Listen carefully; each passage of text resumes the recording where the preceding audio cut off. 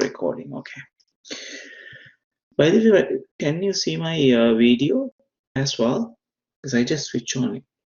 Yeah, can you see? All right, so that's me after a long time, right? So sometimes I'm more comfortable to talking rather than putting my video. So sorry about it. Okay. All right. So welcome to week 2 lecture. So now you almost actually learn pretty much the basics, first basics, actually, I would say. And today we are going a little bit deeper into what we have learned. So today what we will do in very first few slides, we'll recap what we have learned, and then move little forward, possibly to more complex SQL stuff, right? Right. So let's go through the slides. Okay. Let me actually. All right, now let's recap what we have learned last week. So we know that when we design the databases, so basically we are trying to develop entity relationship diagram to represent the objects that we are trying to establish in our databases, right? So one of the main important thing that we need to consider is we need to actually represent the business rules in our entity relationship model or ERD diagram, right? So we went through this small example. Remember, so this is a small example. This is a database we are trying to construct. So we have two in this case. We are trying to capture and represent two objects in our database, subject object and the lecture object, or subject entity or the lecture entity, or maybe we can call subject table and the lecturer table. Okay. And then each entity consists a bunch of facts or attributes, or maybe we can call it as characteristics, right? So the subject, now the characteristics we show it in ERD diagram using balloons, right? So the subject, we got three attributes: a subject code, title, and the credit points. And on the lecturer table or the lecture object, we are trying to capture and represent three attributes: lecturer ID, lecturer name, and the age, right? And then each entity must contain a primary key, right? So usually we underline the primary key for the subject, subject code, and for the lecturer, it's lecturer ID. So why we need the primary key? Because we need to uniquely identify each row or each data entity or data in the table, right? So that's why we select a primary key or a unique identifier, in other words, right? So that's very important. So how we going to select identifier or primary key? So we'll revisit that probably later on, maybe some another week. But when you determine the primary key, it has to be unique, right? So the column has to represent a unique value. So that's number one. So that's why we, in this example, subject code, yes, so there is no two subject code equal, right? So we have a unique subject code. So lecture IDs also we have unique values, right? And then we also then once we have captured these information, then we need to establish a relationship between the objects, right? So we show the relationship in the line between two objects. So in this case, you can see a green line. And then what we need to do is we need to find out the cardinality relationships. Cardinality. What do you mean by cardinality relationship? To find out how these instances or the rows in one table related with the rows in the other table, right? That's what you mean by the cardinality, right? So cardinality are always either one or many, right? So how you going to show the cardinality? So there's specific symbol, right? So the many we show it in using a crow's foot, right? So the bird's foot like kind of symbol, and then the one we represent in a hash mark, right? One line like this. And then always it's important we need to actually name the relationship, right? So we need to tell what kind of relationship it exists between the objects. So in this case, subjects are convened by the lecturer, so convening relationship, right? So these are the things we learned last week. And then the next step is, now I have given, I didn't give the step, but I implied that in my throughout the lecture. So there are certain steps involved in when you're building the database. So the first step is this. So we capture all the objects, we capture the attributes, we establish the relationship, we establish the cardinalities, right? And then the second step is actually, or the second maybe actually fourth step is to convert that into the relational schema. So these steps that represented in my slides may be slightly different. So the relational schema, right? So relational schema means we convert that into textual format, right? So here in this case, we have the relational schema, lecturer become lecturer relation, subject become the subject relation, right? So, and then we need to identify the primary keys by underlining the required attribute. But one thing that we need to actually be careful is that the foreign keys, right? So so that means once we will identify the cardinalities, so what do you mean by the cardinality? How one instance in one entity related with other instances in the other entity, right? So that means the primary key in a one relation or one object has to go as a foreign key in the other object, right? So always the rule of thumb is always if you have the many end, right, that end will get the foreign key. That means that end will get the related primary key of the other entity, right? So in this case, lecture ID will move to the subject entity as a foreign key, right? That's how we establish the relationship in a table. Right, so so that means in the subject table now we have an extra column called a lecture ID, right? So so there are so many advantages. There are basically two advantages why we have the foreign keys. So if you have the foreign keys, the main advantage is we can establish the referential integrity, right? So what do you mean by the referential integrity means? So that means if you try to enter a value that is not represented in the primary key of the other related table, the oracle will identify it and tell us, oh, sorry, that represented that particular value or the foreign key value actually not in your primary key in the other table, so please check it, right? So it will give us an error message, right? So that is number one advantage. And the second advantage is basically is to we can actually provide a kind of a constraint, and we can it's like a self-checking, right? So we need not to we need not to manually recheck the validity of the values, right? So it automatically checks basically. So that's the second one. So yeah, so then the next step is once we construct our relational schema, then we can translate that into machine readable format, or in other words, we can represent that in SQL format. So how can we do that? By using data definition language of SQL.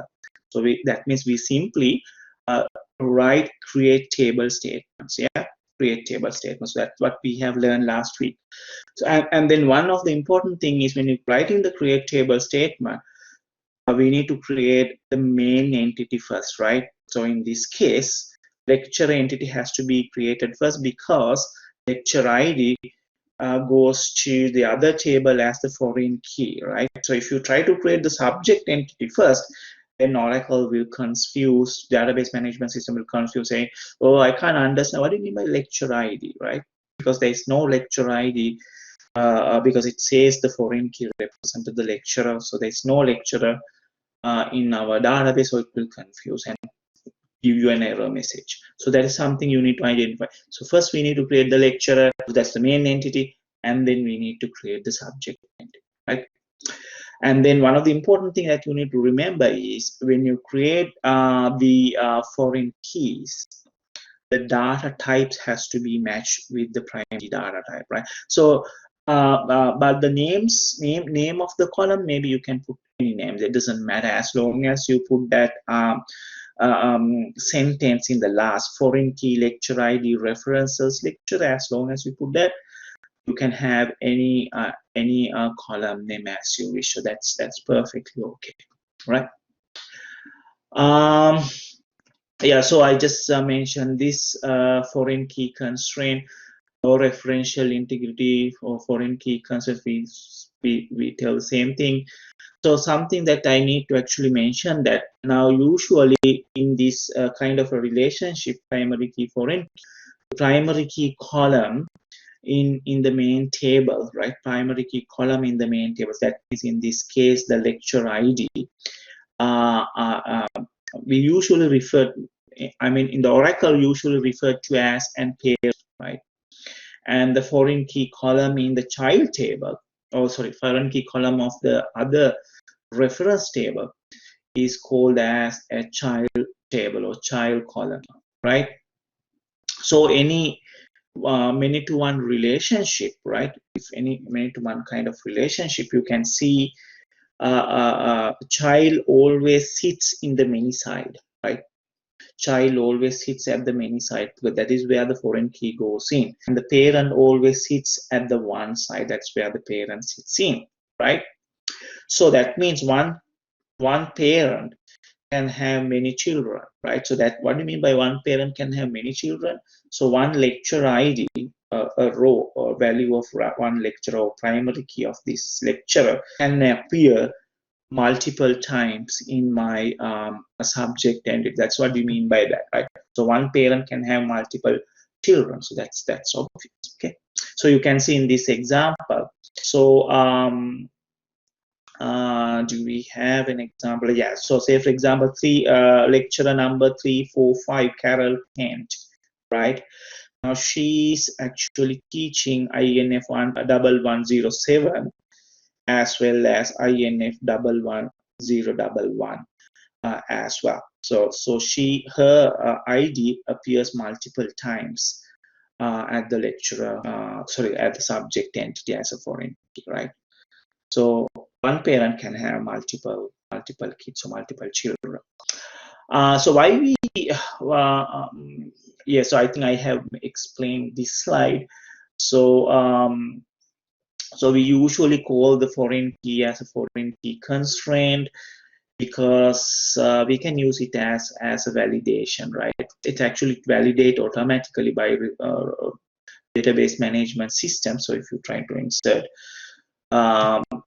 unrelated or unrelated ID, unrelated primary key in your foreign key, so you will get an error message saying, okay, sorry, lecturer number 2222 is not actually in the lecture table. So so you will get actually this error message, parent key not found, right? So why we are using this this thing? Because Oracle used this special naming convention, parent child, but other database management system probably may not use this stuff. But Oracle is referring to parent, parent for the primary key and child for foreign key, right? So that's why I'm just mentioning that here. Right. So that means now, for example, now this is another this is an example. the error message example. So in this case, I'm trying to insert into the subject entity subject code blah blah blah, title EBIS, credit point 12.5, lecture ID 345, right? So if I try to insert 345 as a foreign key into the subject, it will accept, because why? We have 345 already there, right? So this row will be get. But if I try to input some other number, right? A wrong lecture ID number 2222, actually you will get this kind of error message: integrity constraint, parent key not found, integrity constraint violated, parent key not found, right? So these are the error messages you are getting. So why I am actually trying to tell this is, if you go other way around, if you wanted to delete or get rid of someone, right, in your table, you need to really be careful, because you need to find out whether are you getting rid of kids or parents, right? So that means you can't delete or get rid of parent if there are kids exist. So that means you need to first ban, but get rid of kids before you get rid of parent, right? So that's the rule. So a parent cannot be deleted if kids exist. So that means you can't delete a primary key if there is a related foreign key exists, right? So you can't have orphan kids, right? That's what we mean by that, right? So parent can only be deleted if the children no longer exist. Okay? So in this example here, I am trying to insert a lecturer into the lecturer table, right? And then I'm trying to insert a subject into the subject table, and I try to associate the lecturer 345 with that particular subject, right?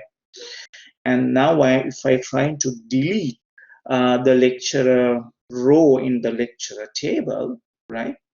So this is how I delete. This is the command, right? If I want to delete a row, this is the command: delete from lecturer. So delete command from keyword, and the lecturer is the name of the entity, and then I just put the condition where lecturer ID is equal to 345.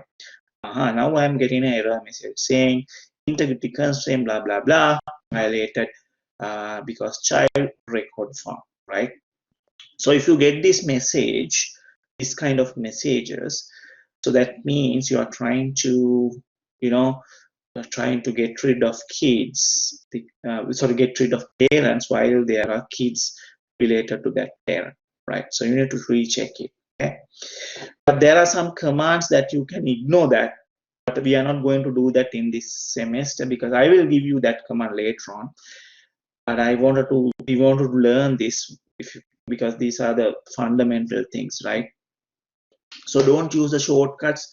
You need to now find out. Now, if you have 30, 40, say for example, around 30 to 40 entities, if you're trying to delete entities or the tables, now you need to be very careful, right? Which table need to be deleted first before deleting the other table, right?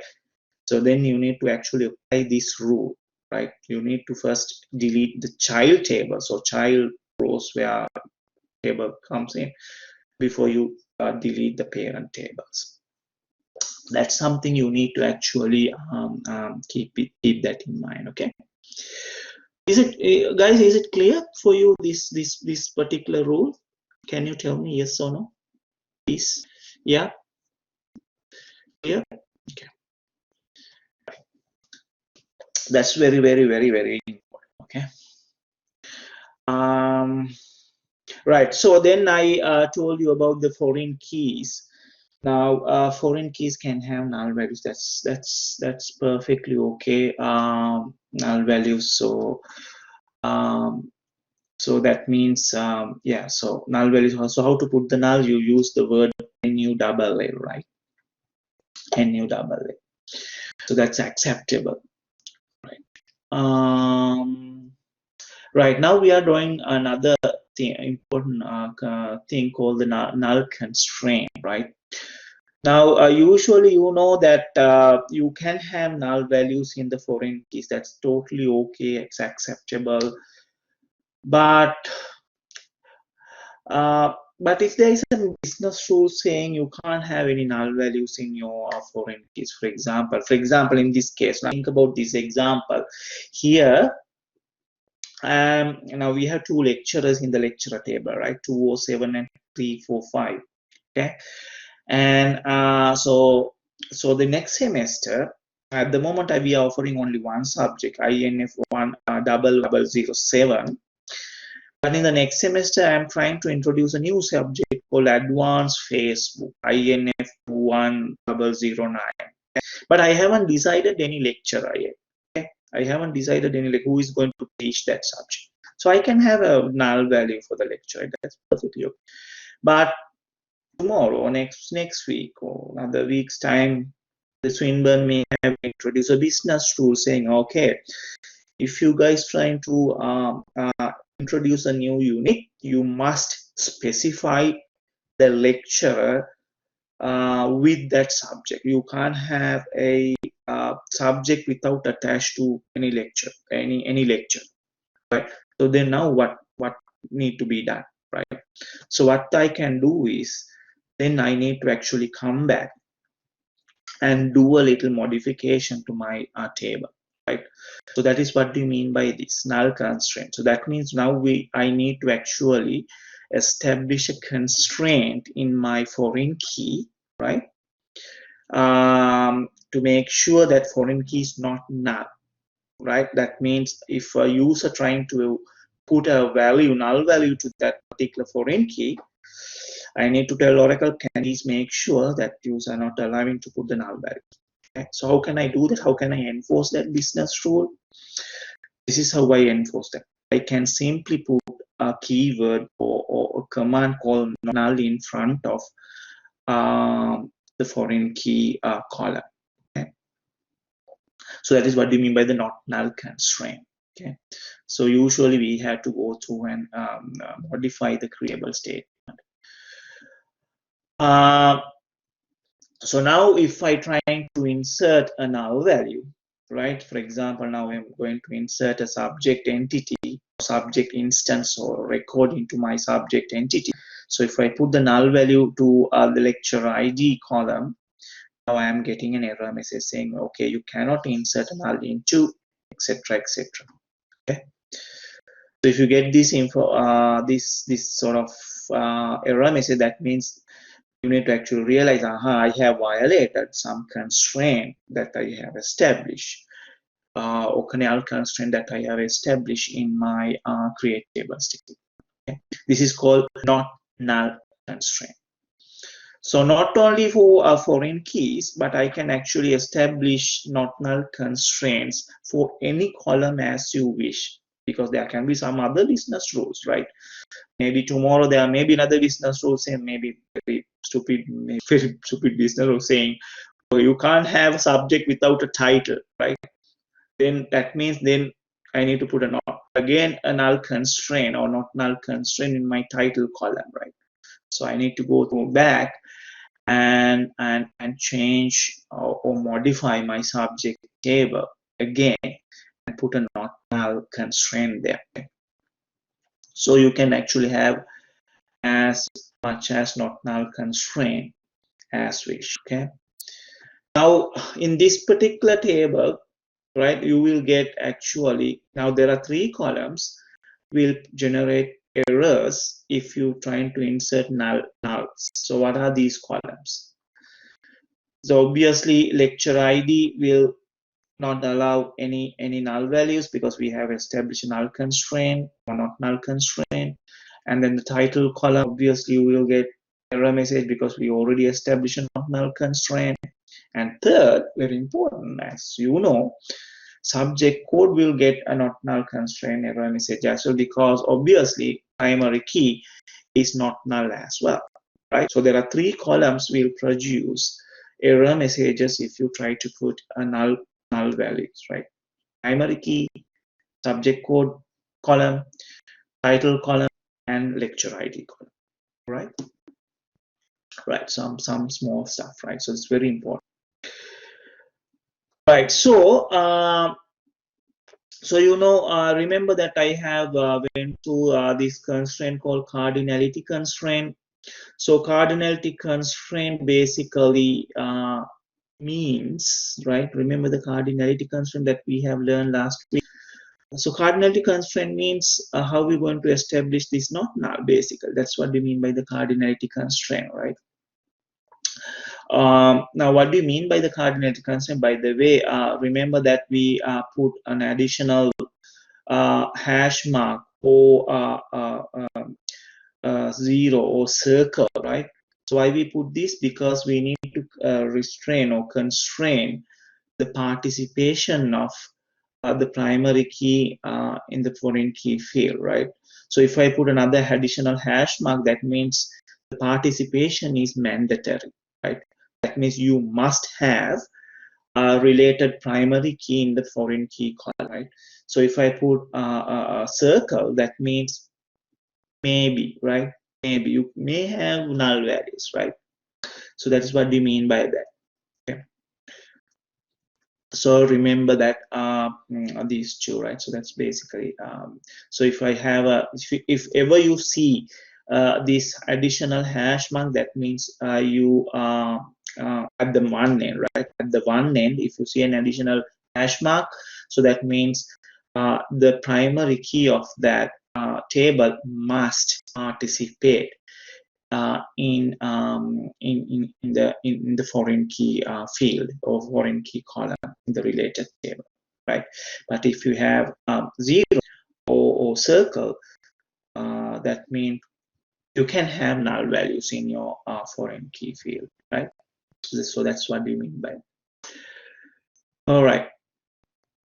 All right, now we'll come back to a bit of SQL stuff, right? So some calculation in the select clause. Now, when you use the select clause we use to extract some information from the database, right? So usually in the select clause, we tend to specify the column names, which columns we are trying to extract information. So in the select clause, we also can actually it can include some expressions or calculations. That's perfectly okay. Now this is an example. Right now in this example, now imagine that we have a table called a student result table. So I am interested to generate a report. I wanted to actually generate a report having each student name, right? So we have two tests, test 1 and test 2, right? So I want to take the test 1 score and test 2 score of each student, and then I need to have another column, right, to find out what is the total test scores for test 1 and test 2. So this is how we do it. This is possible, right? So I can just simply run a select statement, select name, comma, test 1, comma, test 2, comma, then we can put an expression, test 1 plus test 2 from the student result. So that's perfectly okay. So you'll get a report, something like that. Okay. And then we can actually do whatever we can actually have maybe put a constraint or sort of kind of sort of what do you call it? We can put an order by clause, or we can use some other conditions, etc. So that's okay. So in this case, the second example, I just wanted to actually order the result set according to the fourth column model, right? So what is the mean by the fourth column? In this case, my result set fourth column is the total column, right? Total test values, right? So 1, 2, 3, 4. So I wanted to organize it according to a descending order. So the highest one come first and the lowest one come last, right? So that's how it looks like.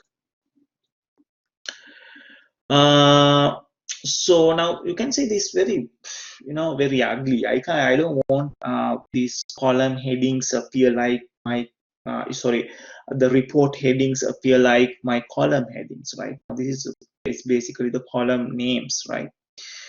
So how can I give a meaningful headings for my reports or the columns. So I can use, actually I can do that. So I can use a as keyword, right? And then I can give a name for each column.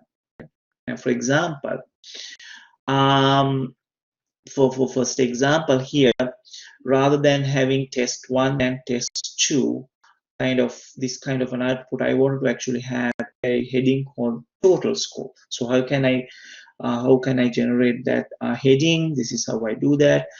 So the same select statement, but the last portion of the select statement, I just simply put an as keyword, and inside the double quotes I put the heading I want, right? In this case I just put total score, right? The rest is same. I can actually ignore the as keyword, right, as long as I use the two double quotes, right? In this case, second example, so I'm trying to put a heading into my the first column. That's the name of the student. So I just simply put heading name just immediately after the column name, right? So the column name is name. So immediately after that, I define this is the heading, how the heading should look like, and then comma the second column name, and then comma the third column name, and the fourth column is my total column. Again, I need to have a heading for that total score, right? So actually, I can ignore the quotes as well. That's perfectly okay, right? Right, so you can have a kind of something like that. So I am not actually advocating you to use the third form, because it's, the third one is a bit confusing sometimes when you have heading names together mixing with the column names. Sometimes it's not good, I mean, when for the documentation purposes, right? So if you share your queries with some other project team members, sometimes they may confuse. So is it a column name or is it a heading name? Now remember, when you when you put a heading names, like if you use a third option, you can't divide the names into two. So you need to have one just single name. Okay. That's something. So just ignore the last third option. So I don't recommend that. Actually, the first option is best with the as keyword, right? Because that makes sense. That actually give a kind of an idea. Because when I use sometimes when I work in the industry, sometimes when I use just a double quotes with it, because if you have very long queries, sometimes you get confused, right? So my advice, best approach is the first option. Use the as keyword followed by the column heading, right? That's the acceptable, usual. That makes sense sometimes for a big queries.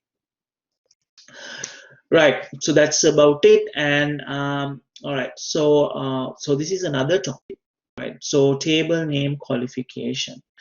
Now sometimes now we at this moment, up to this point, actually we use just a single table, right? So we create the table, we extract information from the single table, right?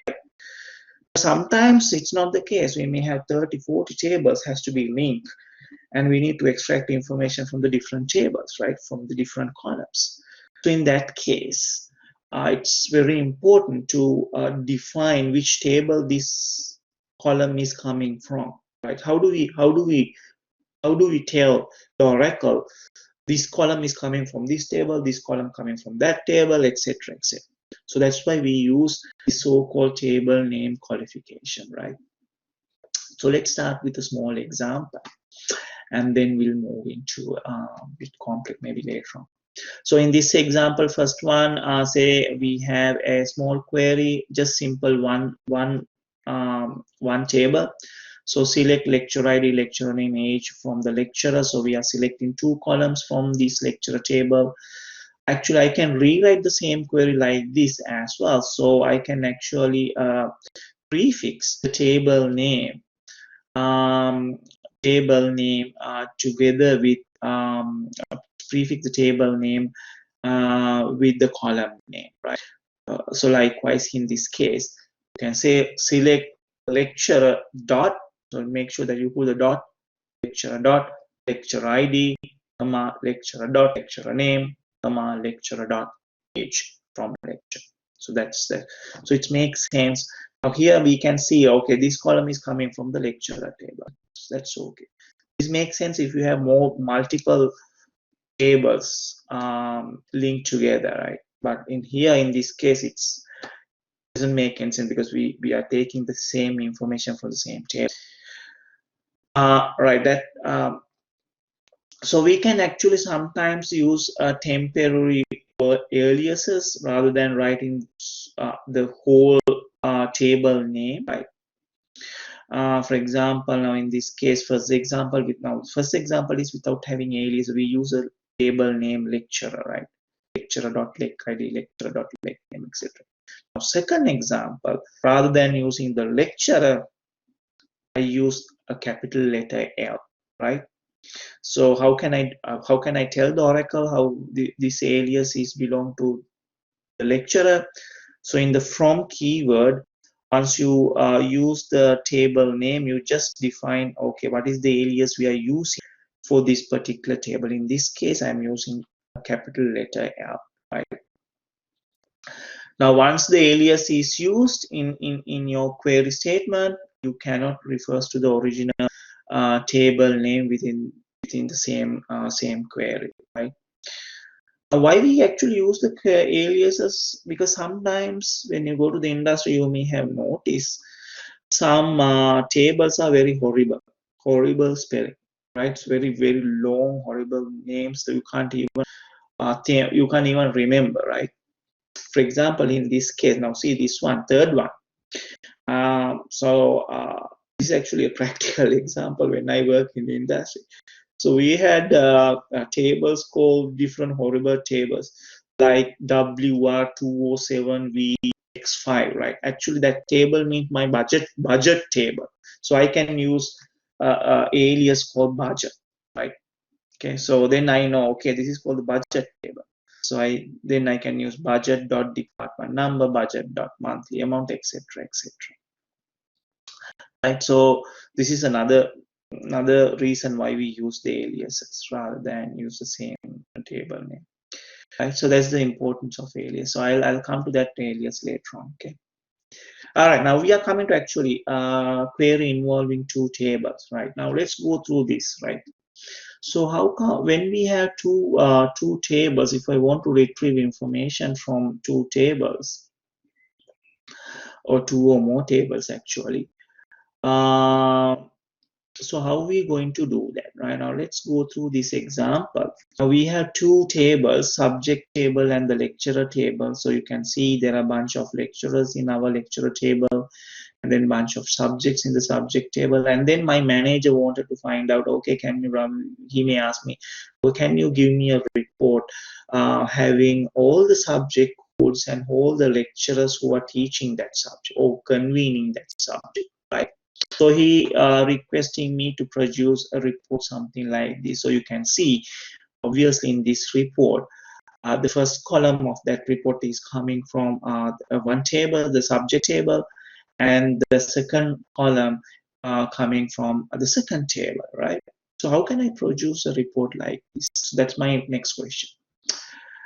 Right. So if I don't know anything about the SQL query, so what I can do, what I will do is I just run this kind of query to produce that report. Select subject code, comma, lecturer name from subject, comma, lecturer.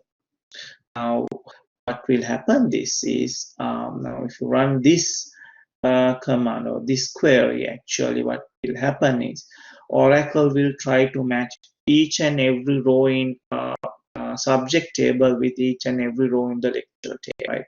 So this is actually called the Cartesian product, right? Cartesian product. You know the set theory Cartesian product, right? So matching everything in with the other, everything in the other table. So that's called the Cartesian product. So now this is a mistake. Now we don't want that kind of table, right? Now, for example, if I run this, query, I'll get this result set, right? You can see here all the subject codes matches with all the lecturers with the lecturer table, right? But that's not what I want. Okay. So how can I actually produce this result set rather than this result set? Right. That's my next question. Now sometimes people can argue, okay, right, you know, when you write the create table statement, we already specify, all right, there is a foreign key hits in one table which reference to the primary key of the other table, right? So why can't the Oracle or database management system take that referential integrities that we have established in create table statement when they run this query? So this query, right? This query. So there's something sometimes people may ask. I also ask when I learn this subject, right? The problem is the question. The answer is actually these are two different concepts. Select statement is a one concept, and create table is a one concept. Why we need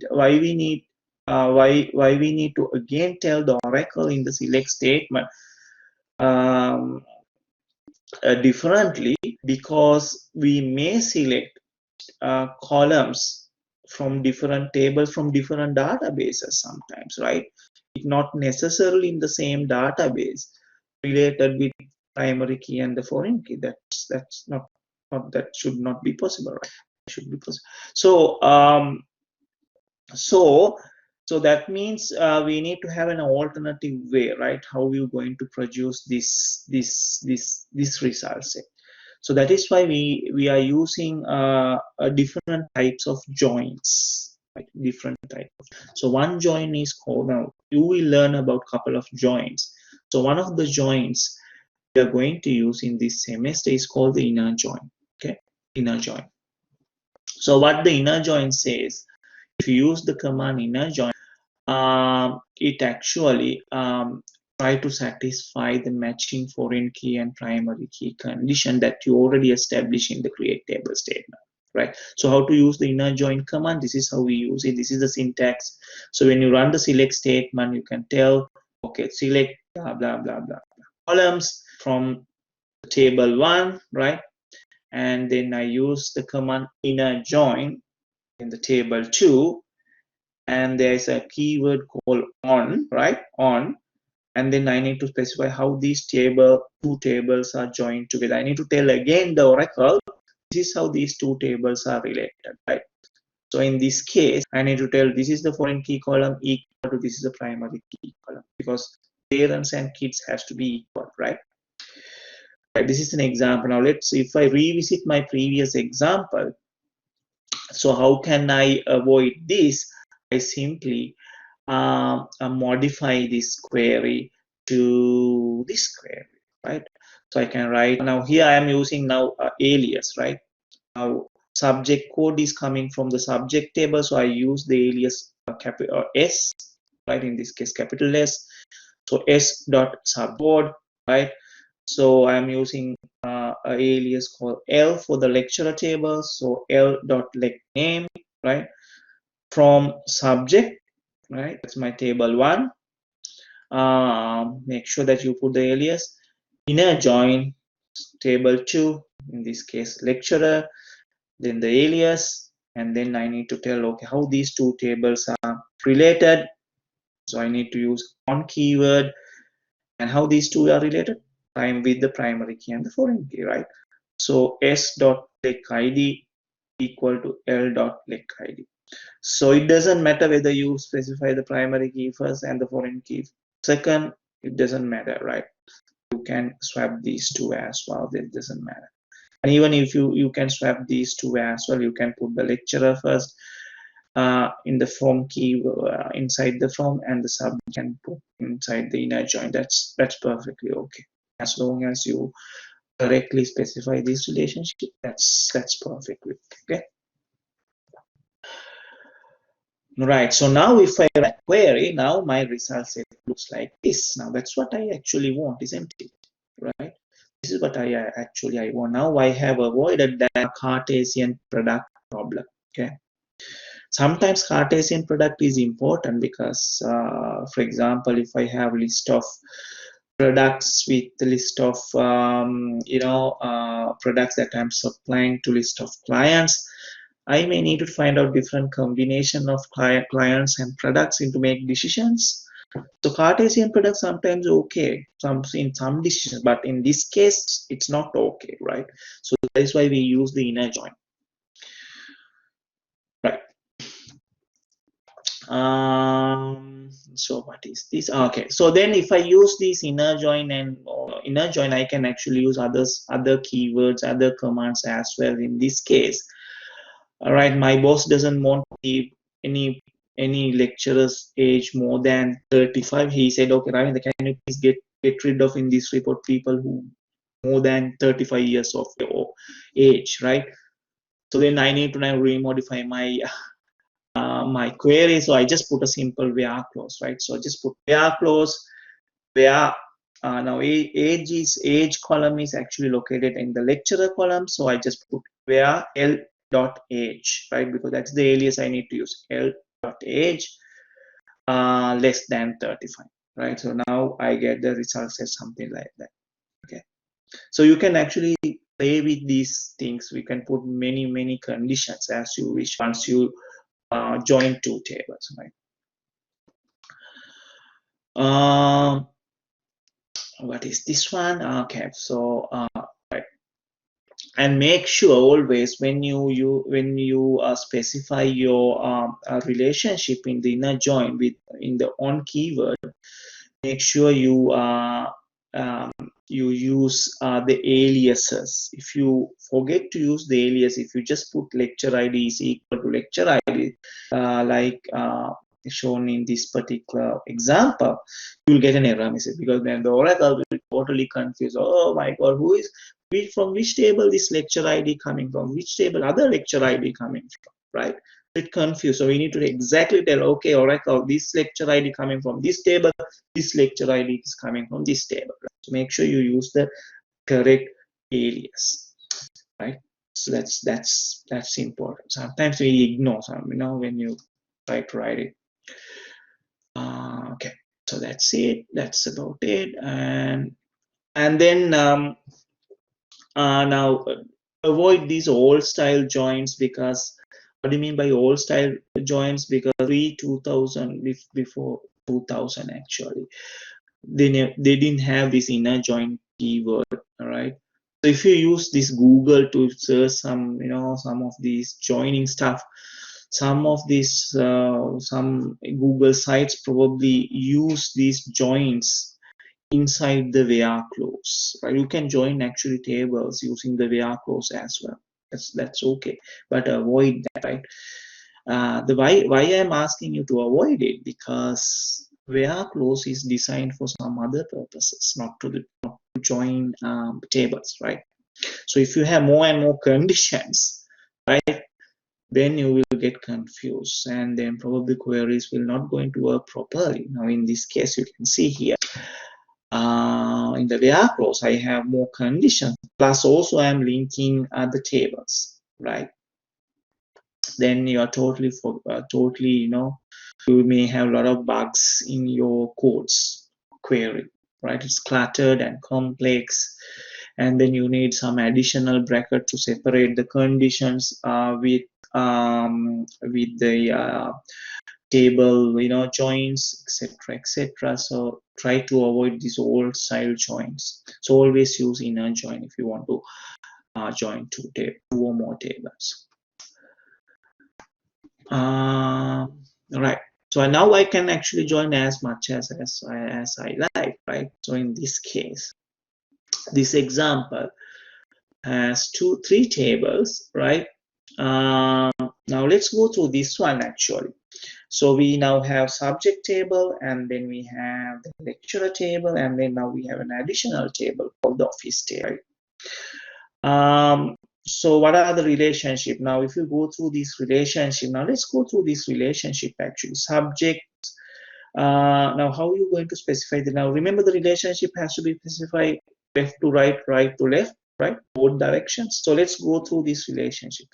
So one subject may convene by one lecturer, and one lecturer may convene multiple subjects or many subjects. So what do you mean by this may? So that means my lecture ID, the lecture ID may comes there as a foreign key, but it's optional, not mandatory, right? Non-mandatory. So we can have null values of lecture IDs there, right? And then the next relationship, lecturer and the office, right? So if you go through the lecturer and the office, so let's read the relationship. So one lecturer may locate in one office, right? And one office can locate, may have many lecturers, right? May have many lecturers. So what do you mean by this? So again, the primary key can participate in the lecturer as a foreign key. So that means office number can go to the lecturer as a foreign key, but it's optional, right? You can have null values. That's what we mean by this, right? So now we have how many? So we have two relationships. So two many to one relationship. So two many to one relationships. Okay. So okay, now I'll give you a question. So if I want to actually establish this structure in my Oracle database, which table I need to create first? Which table I need to create first? Office table. Yes, that's correct. Yes, office table. Why is this office table? Why it is office table? It's not lecturer. It's not subject. It has to be office. Why? The primary key of the office table comes to the lecturer table as a foreign key, and primary key of the lecturer goes to the subject table as the foreign key, right? So that means office need to be created first, and second the lecturer, and third the subject. Yeah, that's the order. Okay, that's the order. Okay. So when I create the office table, how many columns I have now in the office table? 3 columns. When I create the lecturer table, how many columns I have in the lecturer table? 4 columns. Yes, 4 columns. Lecture ID, lecturer name, age, and the office number, right? So when I create the subject table, how many columns I have? Again, 4 columns. Yes, subject code, title, credit points, plus the lecture ID, right? So the office number which comes to the lecturer as a foreign key is, so the office number is, or the office is the, we can call office is the parent of the lecturer, lecturer is the parent of the subject.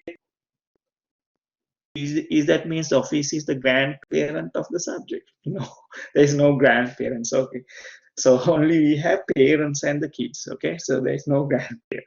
Okay, there is no grandparent. So parent, child, then this is parent and this is child. Okay. Daniel, sorry, the office has 4 attributes. No, office has only 3 attributes, Daniel, right? 3. Office number, year painted, square meters, because there's no foreign key, right? There's no foreign key attached to it. Yeah.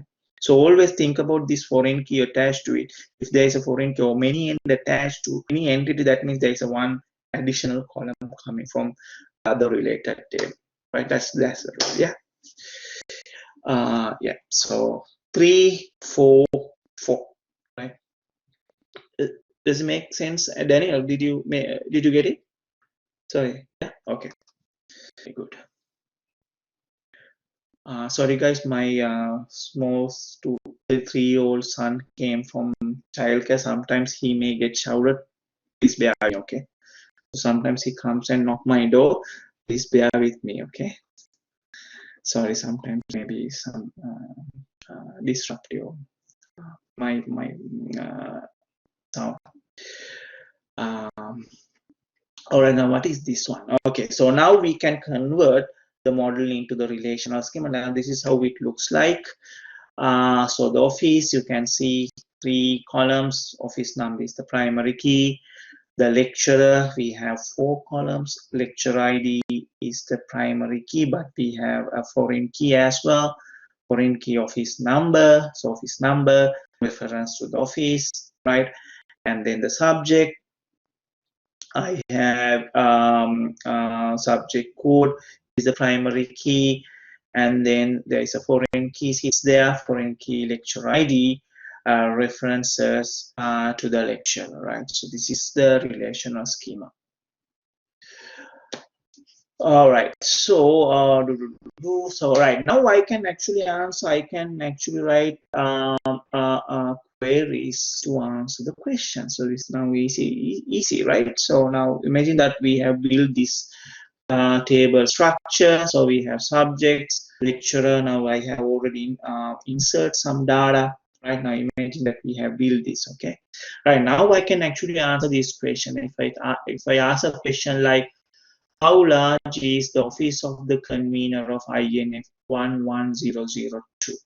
How large is the office of the convener INF10002? So you can see INF10002 is subject code, this subject stored by the lecturer 207, right? Then I can jump to this table because that is the link, that's the kid, this is the parent. So 207 John Smith, he is located at EN710. No, that is the kid, and I can jump to the parent table again, EN710. So the square meters for that office is 12, right? So now see, I can actually now browse, so I can go into here and there and I grab the information. Okay. So likewise, the same second question. When was the office of the convener of media thesis A last painted? So media thesis A, that's the subject code this. Lecturer is 119, 119 is this. I can jump to the lecturer table. Jane is located in EN505. Then I can jump to the office table, and then I can say, right, it's painted last in 2011, right? So how can I write the queries to get the answers? That's the next question. Yeah, that's the next question. Right. So I can write the queries like this now. Okay. For example, so here, now here actually, yeah. So let's go through this. We'll cover maybe this later on. Okay. So now this is how we relate the tables. Now in this case, I'm interested in producing this report. So I want all the subject code, all the lecturer names, and the sizes of their office spaces, right? So I can run this. So select blah blah blah. So you can see I'm using the aliases, right? So subject I call S, right? So subject code is coming from table S, and lecturer name is coming from table L, and square meters coming from table O. Okay. So now how many inner joins I have? I need to have two inner joins, right? One to link the subject and the lecturer, and another one to link the office and the lecturer, right? So two inner joins. Yeah, so in this case here you can see the first inner join linking the subject and the lecturer. So how these two are linking, foreign key and the primary key, right? So I just need to specify that in my own keyword, right? And then the second link is link, right? Second inner join. So how these two are linking, again the foreign key and the primary key. So I just specify that in the second on keyword, right? And then I can actually order it by whatever the order I want. So using this concept, actually you can now find out answers for this, because if you just put the where clause, then you can get other answers for this, right? Right. Right. So it makes sense? This makes sense, guys. Inner join right here for you all. Before we move into the next one, yeah. Yeah, Kyle, Muhammad, Nat, Ruby, Steve, and Troy, Week. Everybody, is it clear? Flip, Daniel. So we have around 20 students here. Yeah, good. All right. So I'm trying to go very slowly, right? We don't want to rush anything. Right? My main ambition is to, you get the knowledge in the first go. All right, now let's go to the complex queries. Now we are coming. Now remember last week we learned what you call operators, right? So we've learned relational operators, right? Now this time we are going more complex queries with other types of operators, right? Ands and os, or logical. We call it as logical operators, right? So now we can actually build complex queries with the help of these logical operators. Right? So if I mix logical operators with relational operators, then I can actually build more complex queries, right? And then there are some mathematical operators as well. So if I integrate all these, I can actually build very powerful, very complex queries. Yeah. Right, now let's go through these logical operators. So we in this semester we try to use actually two logical operators, and the O operator, right, and the combination of ands and os. So how are we going to solve this problem if I include these operators? Okay, now this is an example in this case. Now let's go through this. So you can see in this case, I can actually use ands and os. These operators usually we tend to use in the where clause, right? Conditional operators, logical operators, all operators we use with the where clause. So you can say here, I'm using an and operator in this case in the where clause, and here I'm using the o operator, right? And here the third example, I have an and the o. My next question is, now what do you mean by the and, right? What do you mean by the o?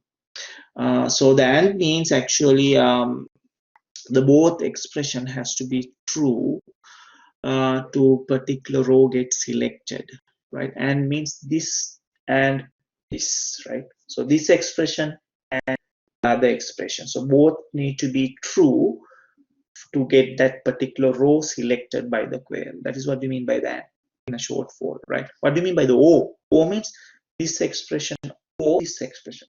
If one of these expression is true, then that particular row will get selected to that particular query, right? As a result. Right. Now the question is, the problem is when to use and when to use O.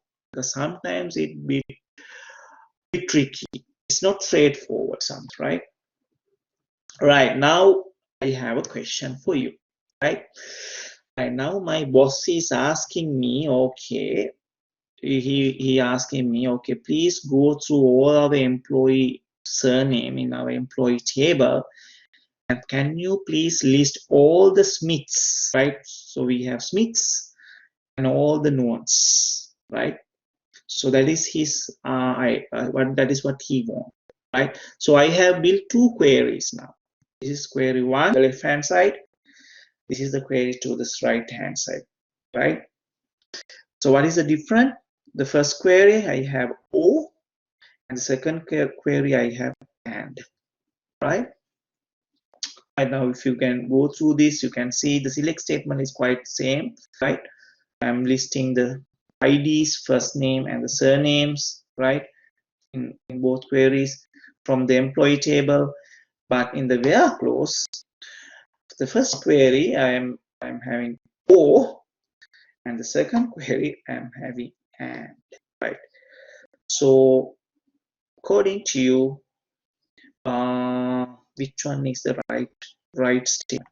Which one is the correct statement for this particular question, right? So I need to list all the employees. So going through all the employees, list all the Smiths and all the Nuans right?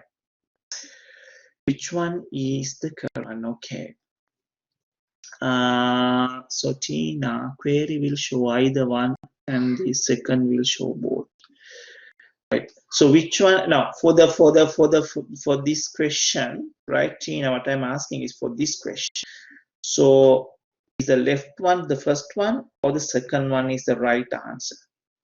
Right, that's my question. So the Tarin says the first one, Ali says the both, Antonio says the first one, Nat says the left one. Left one means the first one. Yes, Nat? Yes, I believe this one, yeah.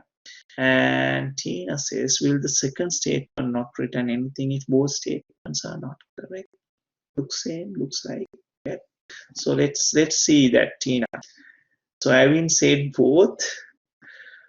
Right. So how are we going to actually solve this? Now, if you actually go through this query, we'll go through this question. Correct me. What he wanted to ask, what he want is actually all the Smiths and all the nodes, right? Now you need to think about this particular problem with respect to, if you think about your table, right? Your employee table, don't think about the whole table at once. So what usually do the Oracle engine, it will go through row by row, right? Row by row. First row, then the second row. First row, it will evaluate this condition. Second row, it will evaluate this condition. Third row, it will go and evaluate this condition, right? So if in a given time, can we have a surname, right? In a given cell, can we have both Smith and Nuance sit at the same time? And both Smith and Nuance sits at the same time in a given cell, right? Is it possible? Can we have a Smith and Nuance, both instances can occur in the same time in this given cell? It's no, right? So answer is no, right? So that means we can't use the AND command. What do you mean by AND? This and this. Smith and Nuance both must occur in the same time in the given cell. That is not possible. So that means for this we need actually O, because it can be either Smith for the given time, it can be either Smith or Nuance can sit in that given cell, right? Because if it queries, so it execute this query row by row. So given row, we can have either Smith or Nuance. The second row, we can have either Smith or Nuance, right? So that means the correct logical operator is not AND, it's OR. Yeah, so it's a bit tricky. It's a bit tricky. Now just think about it. Okay, does it make sense? Does it make sense? So the right one is the OR operator, not the AND one. Okay, so given, think about one row. Always think about one row. One row, we can't have both Nuance and Smith and Nuance as a surname, right? We can have either Smith or Nuance, right? And the second row, again, we can have either Smith or Nuance, right? So that means we need to have OO condition, right? So N means, yeah, so N means Thomas, both. You can't have both names in the same row, right? In one given row, we can't have both surnames, yeah. So we can't have AND. So the right operator is O, not the AND. Okay, make sense? So just think about it. So I have explained that in this next slide. So just, if you want to just read it here, I just explain that. Okay. Right. But in sometimes, now think about the numerical values. Now here in this case, my boss again asked, okay, can you please list the employees whose salary is in the range of 20 grand to 30 grand, right? So imagine now we have big table, we have names, surnames, first name, surname, salary, etc., etc. So in this case, if I want to list the salary in the range of 20,000 to 30,000, right? So which query is correct? Do I need to use AND or do I need to use OR? Now in this case, I need to find out the range between, right? Between 20,000 to 30,000. Okay. So which one is right? Salary is greater than 20,000 and the salary is less than 30,000. Or the second one, salary greater than 20,000 or salary less than 30,000.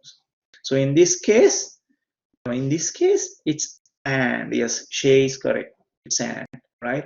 Now sometimes if you have numerical stuff, what I did actually in my early days, I use a diagram because sometimes I can't visualize, right? I use a diagram. So now in this case, I just put okay 0 to maybe 40,000 or something like that. Then I just try to visualize it. Salary is greater than 20,000 means salary is greater than 20,000. So that means this pink line, right? So any employee who comes under this will get selected, right? According to this square, this part. Salary is less than 30,000 means less than 30,000. This green line. Okay? So any employee who sits in here will get selected. So if I put and, so this and this means whoever sits in the middle will get selected, right? Isn't it? This and this, right? So that means this is what I need, yeah. This is what I need because it's the range, right? So I want people who sits in this middle part, right? So this is the appropriate logical operator in this condition for this query. But if I use O, what do you mean by O here? Salary is greater than 20,000 or salary is less than 30. So salary is greater than 20,000 or salary is less than 30,000. So that means if I run this one, this will select everything, all the employees who fits in these two conditions, right? Yeah, so it will give you all salaries above and below. That's right, correct, Daniel. So in this case, the second one is incorrect, but the first one is the correct logical operator I need to use to answer this question. Right? Now see, it's a bit tricky, right? It's a bit tricky. You need to think about always when you have a problem, think about which operator you use, right? Now imagine if you have all the arithmetic operators and conditional operators and all O's and N's mixed together. Oh my God, it will be a big complicated. So you can build very powerful queries when you combine all this stuff. But we will learn that. But in this unit, we are not going on to that. But we're trying to understand some basics, right? So if you know the basics, you can build it. So don't worry. It's basic has to be you need to have very good foundation. So let's learn the basics first. Okay. All right. So we have more tutorial questions next week. So we'll recap all this stuff again. Right. So now last week we had what's the time? Sorry, 5:40. Okay. So last week we learned these operators. What do you call these relational operators, right? Right. So when you use these relational operators, also sometimes you need to be a bit careful, right? When you build the queries. For example, now in this example, suppose you want all products that have a price $20 or less, right? $20 or less. So which one is the correct one? Because it's a price, right? Price can have cents as well now, 50 cents, 75 cents, 80 cents, etc., etc. So which one is the right one? So can I use price less than 20? If I use price less than 20, then definitely it will exclude the 20, right? Because the query, the question is they want every product that have the price $20 or less than 20, right? So the first one is wrong. The second one, price is less than 21. Then we need to think about, because it's a price, we can have 20 cents, right? $20 and 75 cents, $20 and 50 cents, etc. We don't need that one as well. So that is also wrong in this case. Okay. And the third one is the correct one, right? So price is less than or equal to 20. That's what exactly we require. All right. That's what exactly we require. So that's the right way. Right. So now we are coming. Okay. So we, if you recap,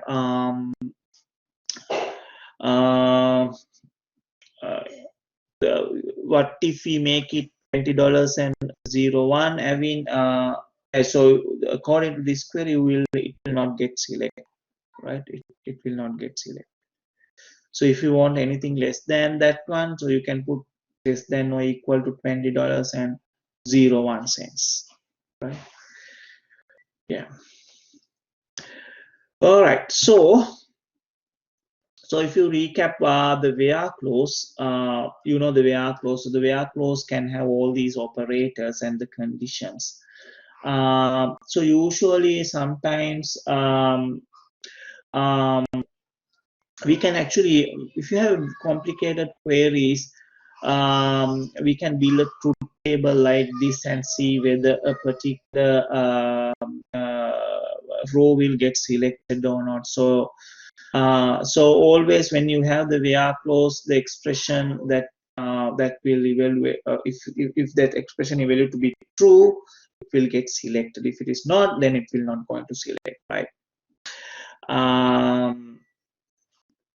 Right, so let's actually think about the AND operator again. So I'll come to the AND operator. So let's revisit the AND operator.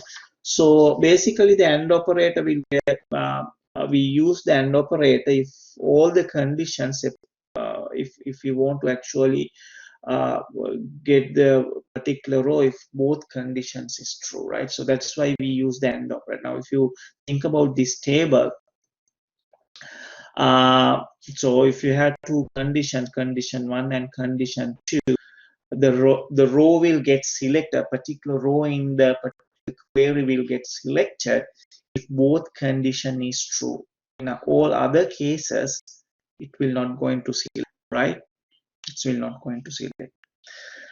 Now this is an example. Let's go through this example. Now imagine we have a table, right? Now let's think about our employee table. So we have employee names, the branch that they are working, the gender of the employee, age of the employee, right? So if you have these 4 rows, so if I have a query like this, and this is just a portion of the query, where I have the where gender is equal to M and age is greater than 20. So that means now we have 2 conditions. Right, left hand side one condition, right hand side one condition. So first we need and means both condition has to be true, right? So gender M. So I just made a truth table. So I can actually make a table like this. So gender M is equal to, this is the first condition. Is gender M is equal to, so gender is equal to M. Is it true for the first row? Yes, it's true. The second one, it's false. The third one, it's true again true. And then the second condition, this is true. Age is greater than 20. Yes, it's true. So true and true means for the AND, this row will get selected. Yeah, right. And for the second, actually, I don't need to evaluate the second condition because I know exactly if one of the condition get false, so if you have AND, then that particular row will not going to select anyway, right? So I need not to actually evaluate that. Okay. And the third one, yes, first one is true, it's male, age is greater than 20, no, it's false. So true and false means this row will not going to select anyway, right? So likewise the fourth one, first condition is true, the second condition is also true, so true and true is true, so that means the fourth row will get selected as well. So how many rows will get selected if you run this query? 1, the first row and the last row, right? Row number 1 and row number 4. Okay. Row number 1 and the row number 2, because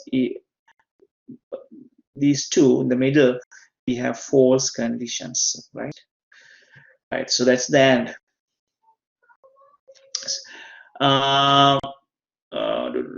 Yeah, so always think about, now if you have multiple ANDs in a query, always trying to pair these conditions together, right?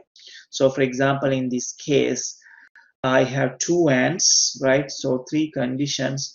So what I will do is I'll take the first AND. So start from the left hand side, take the first first and from the left hand side, first and take the expression to the left, right, and take the expression to the right and evaluate that first.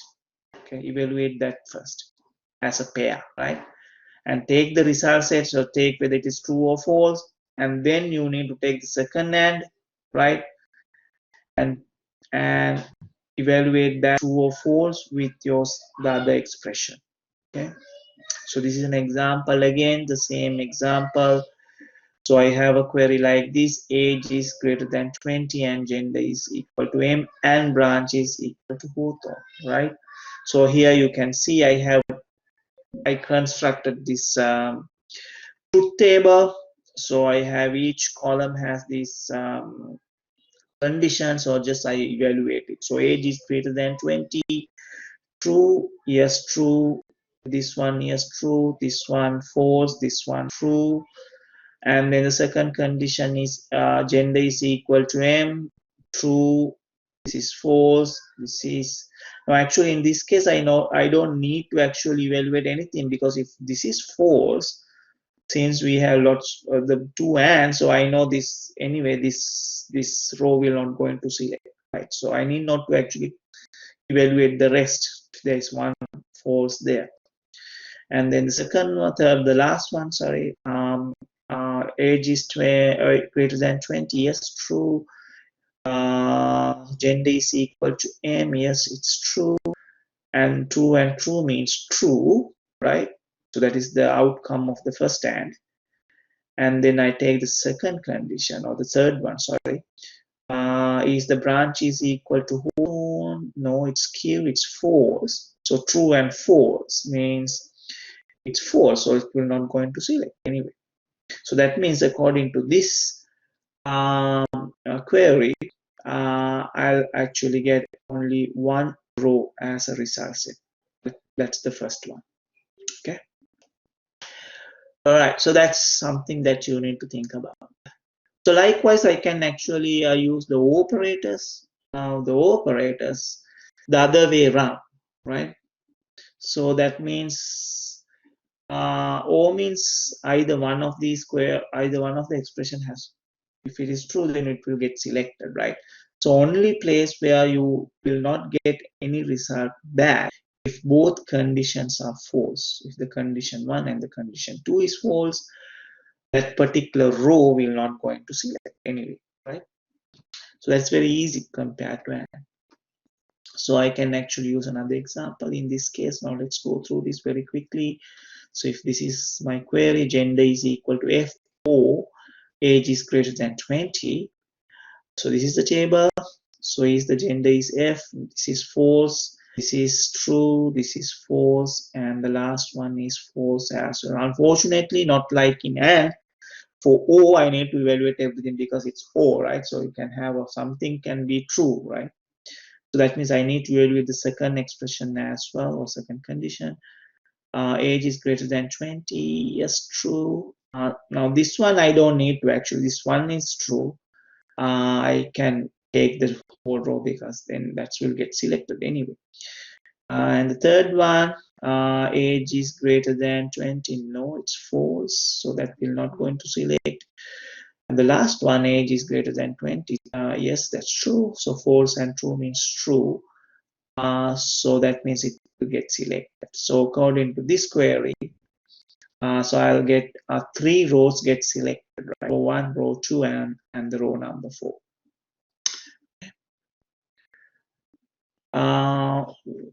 And then if you have mix of O's, like multiple O's, again apply the same rule.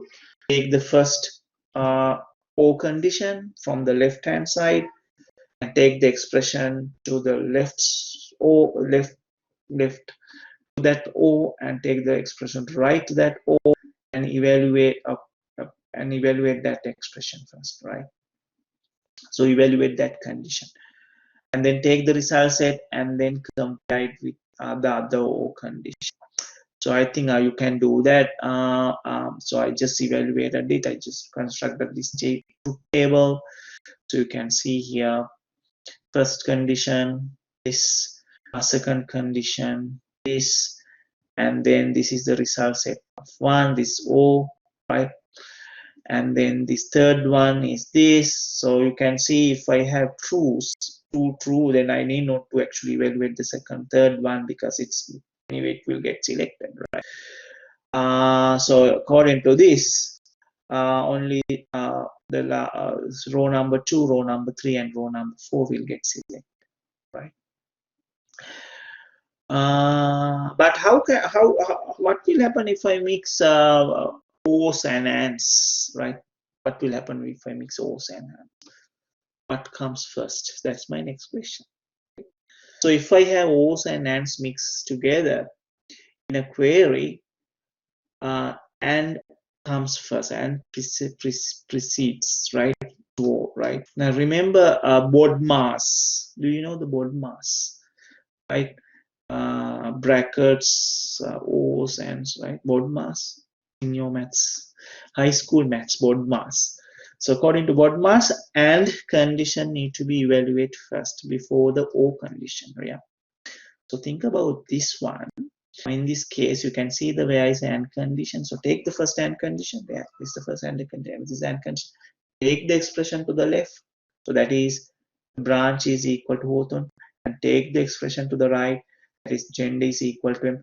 Evaluate that first, right? Evaluate that first. So branch is equal to Hawthorne and gender is equal to M, right?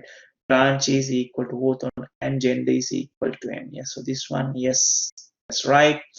Second one, no, no, no, right? So that means according to the first row will get selected, right? So that means definitely it will get selected, because since we have O here, so the first row will get selected, right? And then we have O here, right? And according to this, the branch is equal to city, or this one, right? So now we need to think about branch is equal to city. So we have two city branches here. Okay? So that means according to here, the first row will get selected, second row will get selected, and the third row will get selected, right? Yeah. Right. So the last row will not going to get selected according to this. Okay. Yeah, so here I have explained that concept. So what you have to do is, if you have ANDs and O's, take the first AND, put a bracket, and evaluate, pair it, and evaluate that as a one expression. Okay? And then you go back to the O. Right. So I here in this slide I have explained that process. So just go through. Yeah, I think this is the answer for that question. Yep, that's the answer. So we know that first three rows will get selected. So I have given you the steps right in this slide. If you have mixed with ANDs and O's, so what are the steps? So just read it. So I already explained that what to do. So I will skip. In this case, yeah, so I think the same. I just skip that one. Actually, you can see that when you write these statements, so this one we can very easily evaluate because it's all in the one single line. But so we tend to write the commands like this, right? SQL statement, right? So so in this kind of cases, it's a bit tricky. Sometimes you need to think about which one. So if you think about this, the same thing. So we know there is an AND here. So expression to the left to the AND means this age. So put the open brackets there. And expression to the right of the AND means gender is equal to F. So put the closing bracket there. So take this as a one expression and evaluate that first, right? See whether the row is selected or not, and then take this O, right? This one, O, this one. Okay, so easy, right? So do like that. Yeah. So if you have this kind of multiple O's and ANDs. Now in this case we have multiple O's and ANDs. Now here you can see we have two O's and one AND, right? Now remember, according to our rule, we need to evaluate and first, right? So take the and, take the expression to the left to the and, that means the quantity greater than equal to 50, right? Put a bracket or put the opening bracket there, and take the expression to the right to the end, that means quantity less than equal to 100, put the closing bracket there. So evaluate this bit first, right? And then take one of those. So then it doesn't matter which O's come first, because O means one of these, yeah. Right. So here I am showing, I showed that one here, right? And the same thing here. So in this case, so this example, you can see there are multiple lands, right? Multiple lands and one O. So if you have multiple lands, evaluate it from, go through from the left hand side. So go through from the left hand side and take the first and, right? And take the expression to the left, right? Put a bracket, open bracket, and put the expression to the right to the end, put a closing bracket, and that is your first expression, right? So evaluate that first, okay? And then there is another and here, you need to evaluate that and, so you need to take the outcome of the first and, right? And you need to evaluate with this expression, the third expression, right? And then they take the outcome of that, and then O, right? So this O is a bit complicated one, right? So don't worry, we'll do some examples next week tutorial. Okay. Okay. I'll give you the chance to actually do this. Okay, because we are running out of time. So I'll give you a chance. So I have a bunch of examples here. So I'll give you a chance to do it by yourself and try to find out the answers. Maybe we can discuss that in our next tutorial session. Okay. So I'll just skip. There are, I think, 3 or 4. I'll skip this one.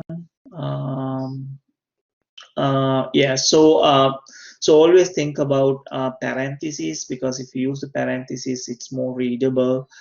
It's more meaningful. So always try to use the parentheses.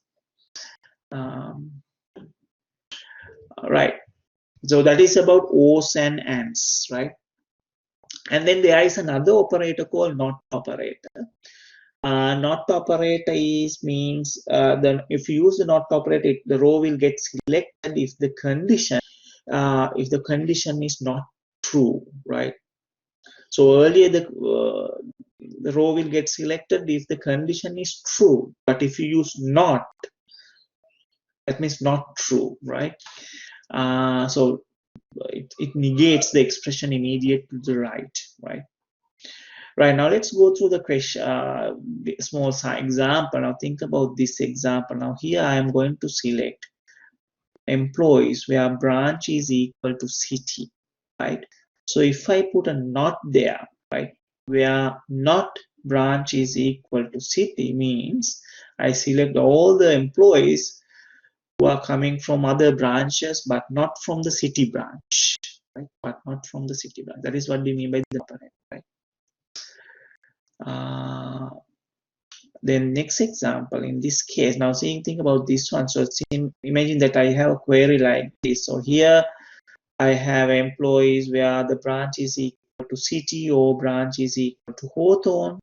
So if I put a bracket and put a not here, so what do you mean by this? So here, not this one or this one, yeah. So that means we are selecting the people from all the branches, but not from city or Hawthorne branch. All other branches, but not these two branches, right? Now you need to be very, very careful. Make sure that you appropriately use brackets, right? And appropriately use the not operator in the right place, okay? Now I have an example in this case. Now see this one. If you forget to put the brackets, then it will give you different results. So it's to be a bit careful. Okay, now think about this example. So imagine we have a small table like this. So we have only 2-column table. So we have just employee names and the department they are working in. So departments we have 1, 2, 3, 4. Right. Now if I run a query like this, right? So select asterisk from employee. So where department 1 or department 2. Department 1 or department 2 means, right, either one of these department, right? 1 or 2, right? So this first row will get selected, second row will get selected because it's O, right? How about the second one, D, where not department 1 or department 2, not department 1 or department 2 is, I don't want anybody coming from these 2 departments, but other departments, right? So that means my result set consists of 3 and 4 only, right? How about the next one, third one? So I just ignore the brackets. I just put the not in just in front of the department 1. So that means I don't want anybody from department 1. It can be either department 2 or other departments, right? So that means now see the result set. Not the department 1, but all other department, including department 2, because there is a O there. Right? So see, so if you use the brackets, you need to be careful to use the bracket in appropriate place together with the not operator, okay? Because it will produce a different result set. Your queries may be wrong, okay? All right, so here in this slide number 58, this is the order of precedence, right? Order of precedence, odd mass, basically. So first it will evaluate the operators, all the relational operators, and then the brackets, and then the not, and then the and the finally is the O. Okay, the finally is okay. Right. Right. So okay. So what is this? What is this? All right. Now let's go through this question. From here, which rows appear in the results? If you go through this, which one will appear in the results? Can you give me the answer based on this? If I run this query, which rows are going to appear? 0 rows? Is it 0 rows or 1?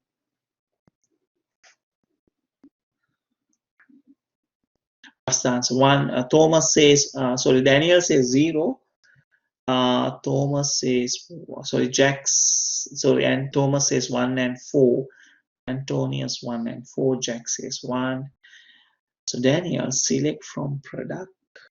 Yeah, so this is a product table, right? So imagine this is a product table. No, this is a product table. This is a product table, right? Select asterisk from the product. Okay. So row number 1 and 7. Tarin says 1 and 7. Row number 1 and 4. Okay. Right. So if you go through this this particular precedence. So now we have, the first thing we need to do is a relational operator, right? Now here we have the relational operators there. So price, so this we need to actually evaluate this one first, right? So price is greater than or equal to 20. So price is greater than or equal to 20 means, so which rows according to the, just ignore the other thing. Greater than or equal to 20 means row number 2, yes. Yep. Row number 5 and row number 9, right? 3, 5, 9. Okay. Right, 3, 5, 9 according to here, yeah. 3, 5, 9. And then we have the not 359, not 359 means, not 359 means only 1 and 7, right? 1 and 7 according to this. Okay, 1 and 7. Okay. And then we have and category is equal to toy. Then we have to actually evaluate the AND command, right? And category is equal to, so based on 1 and 7, right? Which one is has the category is equal to toy? Row number 1, right? Row number 1. And then we have O, right? O category is equal to games. So now we already selected the toy. So already selected the first row. The category is equal to game means we have 2 rows here, right? Row number 4 and row number 5. Okay. So that means for the result set, actually, the first row will get selected because its category is toy, right? And row number 4 category is games, and row number 5 category is games. Okay. So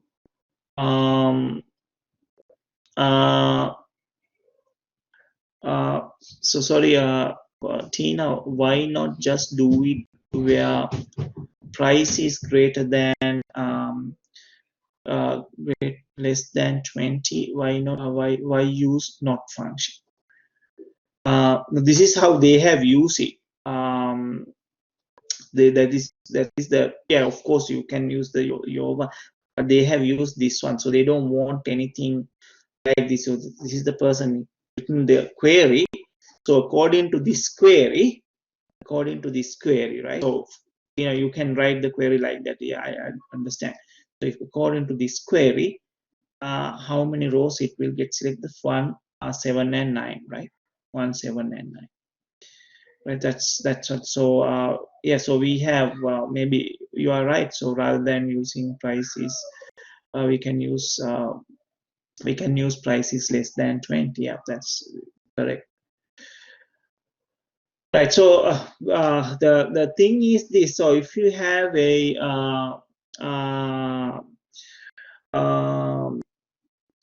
row number 5 with row number 5 with no, row number 5 will get selected, isn't it? Row number 5 will get selected because if you think about this one, now if I evaluate this, price is greater than 20, right? Price is greater than 20, greater than or equal to 20. Price is greater than or equal to 20 means this, and this, right? 3, 5, and 9, right?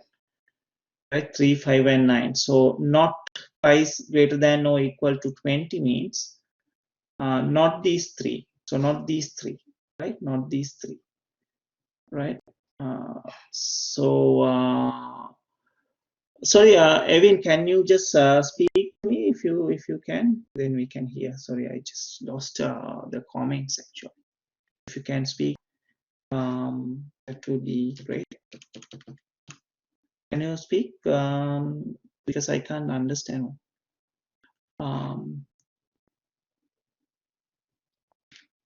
So the answer is so the answer is so 1 and 1 5, sorry, 1 1 7 and 9, right? 1 7 and 9, that's the answer. That's the answer, I guess. 1 7 and 9.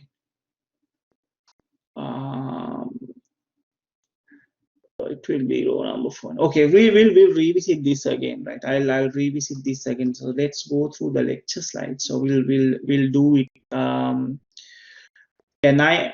Yeah, because if you can see 7 and 9 row number 4 and 5 each has the category called games, right? Okay, can you see here, right? Because of the O condition, right? O condition, 7 and 9 will definitely get selected, right? 7 and 9. Okay. So yeah, so these two will be in the results because of the O condition. Tina, that's right.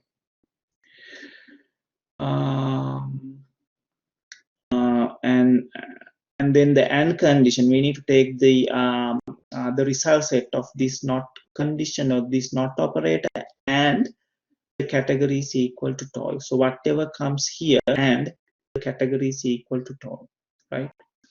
So if you think about not price greater than equal to 20, price greater than equal to 20 means these three, right? Row 2, row 5, and row 9. So not these three means these two, right? Yeah, you row 1, 4, and 5. 1, 4, and 5. Yeah. So row number 1, 4, and 5.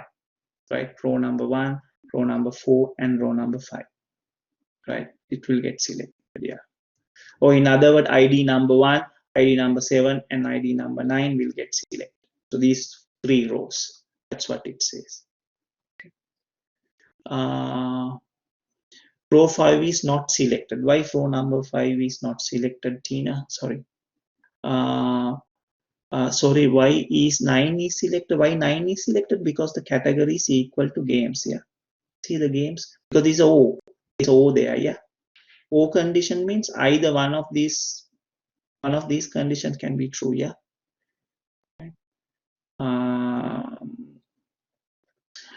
Right. So we have a lot of questions. So what we can do is we can revisit these things again, these O and M conditions. Maybe next class, next tutorial session. So we'll come and redo this again. Okay. So the meantime, just try to solve this, and I have a bunch of questions here. So try to solve this. We can have another discussion maybe in our next class. Okay.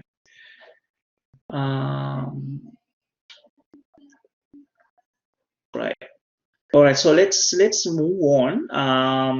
The next, because I need a few slides to complete.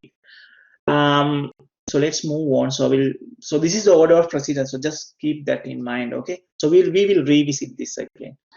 Right. So next one is upper and lower. Right. Upper and lower function. Now this is very important two functions. So what do you mean by the upper and lower function? What it does actually, if I wanted to convert. Now this is very powerful two functions. Sometimes I need to actually convert whatever the result set. Or maybe sometimes I need to convert the conditions or whatever the resides in a specific columns in a table into upper or lower case character. Because why? Sometimes when you're producing the reports, we need to show upper and lower characters. Or maybe sometimes when you compare, when you put the conditions in your where clause, we need to actually convert the data set that returns from the query for the comparison purpose. So that's why we use the upper and lower function. But remember, when you use the upper and lower function, it will not physically convert anything inside the table, right? So table data remains as is. So what it will do is when you extract the information, it will actually convert for the comparison purposes or report generation purposes, right? And other important thing is other characters like numbers, punctuation marks will not go into impact. Okay? So that's why we use up and over function. Now, for example, in this case, so I'm using the lower and upper function. So imagine I have employee table. So my original employee table looks like this. You can see now here we have 4 columns. So you can see it actually the data we have put there in each column has mix of upper and lower characters, right? So you can see here first name, combination of upper and lower in some rows, and here surname is same, right, as well as the address. So if I run a query like this, now here I am using the upper and lower function inside the select statement, right? So select lower F name, upper surname, upper address. So what do you mean by this is extract the information from the first name, but it is converted to the lowercase characters, all the first names, and convert into the uppercase characters for the all surnames, etc., etc., right? So my result set now looks like this, right? So you can see the first name now converted to lowercase, the second column converted to uppercase, and then the last column address converted to the uppercase characters as well. So the second important usefulness of upper and lower is we can use that inside the where clause, right? Because we can, as I mentioned before in the very first week, we can't trust the user. They can input various, ways. They can mix the characters, upper characters with the lower characters, but then it may become very problematic when you run the queries, because we will not generate the right information for decision making, right? So for that reason, you can use upper and lower function inside the where clause to make sure that we convert all the instances to a one case before we compare it, right? But make sure that when you convert into a specific case, you need to compare it with apples, right? So in this case, I am comparing the upper version of surname with uppercase version of Smith, right? Now this is the cap. So this is I just put it in the uppercase, right? So this is the table data, right? If I run this query, my result set is something like, remember this will not going to convert anything because my result set looks same as it appears in my original table, right? You can say here surname looks same because I haven't if I use the upper function in the select statement, of course, then it will convert. The result set will get converted. But in this case, I use it for the comparison purposes only. Now, remember, you need to use, compare apples with apples. In this case, this example, uppercase version of surname is not equal to this Smith, right? Because there is a lowercase characters. So this is actually wrong. Okay? And then there is another. Guys, can I take 5 more minutes for you? Is that all right? If I run a little bit, give me a 5-6 minutes more. Okay, I'll complete this. All good? Okay, thanks, guys. Sorry for that. Okay, thanks. Sorry, I'll take in your time because I want to complete this. So let's go very slowly. I don't want to rush things. Right. So, the next one is the between operator. Now, this is also another important operator. Actually, it's not often used in other programming languages. I rarely use it in my practice, to be honest, but it's actually very helpful. Now, why we use between operator is sometimes rather than writing lots of, if you have and logical operators and a lot of ands, or not a lot of and, 2 ands actually, or 1 and, sorry. I can use the between operator instead of using and. Now, this is why we use, for example, here, rather than writing a query like this, where age is greater than equal to 30 and age is less than or greater than, so less than or equal to 40, I can simply write a query like this between, where age is between 30 and 40. That's very simple, very straightforward. And so if I use the between operator with this, it includes 30 and 40 as well. Like it's equivalent to actually this query. Okay. But it's not widely used, as I mentioned. But you can use it, no problem. That's most of my colleagues, I know that when they write the statements, they usually use it. I actually stick with this ANDs because I'm big old style users, old style program. So yeah, I like ANDs and logical operators. So it's up to you, can use it. It's all right. Right. The other important thing is like operator. Now, like operator is partially matching. So if you want to partially match something in your table data, I can use a like operator. And there's a difference between the like operator and equal sign. So if I use the equal sign means exact match, right? if I want to partially match something, I can use operator called like. Okay, that's the yeah. So absolute match, yes, absolute match. Equal sign means absolute match. Yeah, I can use like operator for partial match. So usually when you use like operator, I use this so-called this, you know, what you call wildcard character, right? Wildcard is a percentage sign, right? Wildcard character. So if I use wildcard character, I can actually substitute it with more than one or more character. That's why I use the wildcard character, right? So this is the keyword like. Right now, this is an example. Now imagine that I have a uh, table called employee table. It has a name column. So I can actually use the like operator like this. For example, if I use where I convert everything into the uppercase characters in my name column, and like and because since the name is characters, right, I need to use single quotes, and I wanted to start with all the names. I like to actually name starting with letter J. I don't mind which characters comes after letter J. So that is what do you mean by this, right? So it's partially matches, right? So how the result set looks like. So if imagine that I have these employees in my table, these names, according to the first query, this one, so I'll get these first three rows, right? So J, first letter is J, so J, J, J.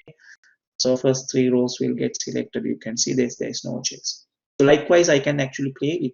For example, if you use this this one, so you can see here the wildcard character comes first, and then finally J. What do you mean by J is I don't care what comes first, as long as the letter J, the name ended with the letter J. Tina, you have questions saying upper name will only show the uppercase. Tina, it depends, because if you use the upper lower function in the where clause, it will not convert, or it will not display anything in uppercase or lowercase. Just use it for the comparison purposes, right? But if you use upper or lower inside the select statement, then of course your result set will, you know, convert either to upper or lowercase characters, right?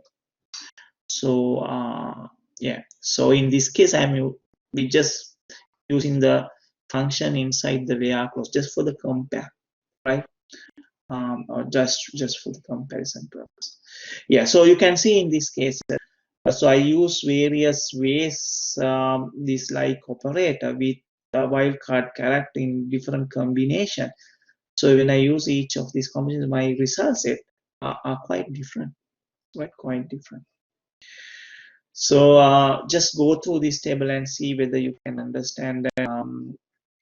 Now the last one is a bit tricky, isn't it? Now here in this case, I have J and then the hyphen sign there. So what do you mean by this? So I have a lot of you know, percentage sign beginning and the end, and then the even middle. So what do you mean by this is I don't mind where the J appears as long as J comes first and the hyphen sign comes second, right? That's what we mean by the last one. So you can see here J comes first before the hyphen sign, so that will get selected. And then here J comes first before the hyphen sign, this will get selected, but this will not going to select, right, this row, because J comes after the hyphen sign, right? So it's no select. Yeah, so anything can appear before J and anything can appear after J. That's what we mean by NAT. Yes, that's right. Yeah, that's what we mean by this. Yeah. So J can appear anywhere. That is what we mean by here. J can appear anywhere. It can be appear as a first letter. It can appear as a middle letter. It can appear as the last letter. That is what we mean by this. Yeah. Yeah. The last column means, sorry, this one. This is what you mean. Sorry, J, Nat, I just lost your query. Sorry. Yeah, so in this case, you can see the third column. Everything will get selected because there is a J appears in any everywhere, any place there, right? So, right. Yeah, so I think I have explained this now, right? So in this case, J will appear before the hyphen, this sign, right? As long as J comes first, hyphen comes next. It doesn't matter whether J appears in first or second or third, as long as J is come first before this hyphen sign, right? That's what we mean by this. So here you can see J and hyphen sign there, so it's selected. J and hyphen sign there, so it will get selected. But this will not going to select because hyphen comes first and J comes second, right? Yeah, so it comes second, so it will not going to select. So that means both characters has to be there, right? Both has to be there, okay, according to this query. All right, now we are coming to the special operators and some another special operator called in operator. So in operator is useful if you have or conditions, right? Remember the between operator? Between operator is useful if you have one and conditions rather than using and. It's very easy. So likewise, you can use in operator if you have lots of ors. For example, if you have where name is equal to Jones, or name is equal to Brown, or name is equal to Ravind, or name is equal to Nat, or name blah blah blah blah. So then you can use in, right? It's very easy. This is actually I use this very often. So you can use where upper name in, and then inside the brackets I can use all the cases. Jones, comma Brown, comma Lee, comma so. You can use it numerics as well, right? So this is the numerics, right? So that's a very useful operator, in operator. I use that most often. Right. So sometimes, in some, remember in some tables we may have nulls and not nulls, right? So how can we select the null values and not null values, right? So we need to use a special keyword for that. Is null or is not null, right? So if I want to select all the null columns or null rows or null cells, I can use where height is null. If I want to select all the not null rows, I can use name is not, where name is not. So don't use equal sign, that's wrong, right? If I use a equal sign, equal null, that's wrong, right? You will not get it. You will get actually error.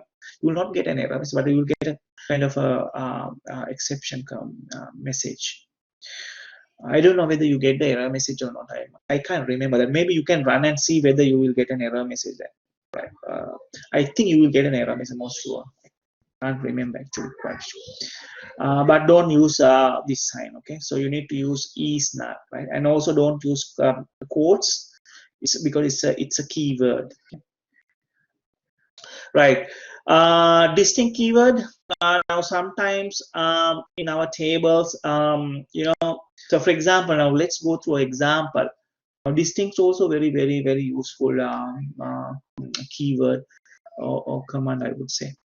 Now, for example, if you think about we have a table, that table contains all the names of the students and the countries they are coming from. So you can see there are lots of duplicate country values here, right? That's okay.